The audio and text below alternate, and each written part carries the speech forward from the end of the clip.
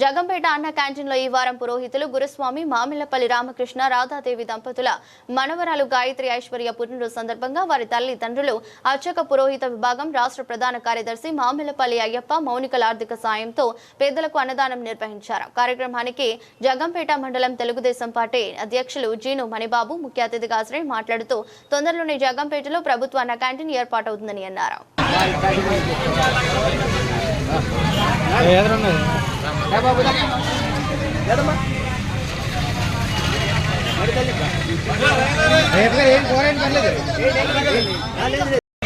ఈ రోజున 4 సంవత్సరాల నుంచి జగ్గంపేటలో జ్యోతుల నెహ్రూ గారి ఆధ్వర్యంలో అలాగే జ్యోతుల నవీన్ గారు ఆధ్వర్యంలో ఇక్కడ 4 సంవత్సరాల నుంచి అన్నగాని జరుగుతున్నాం.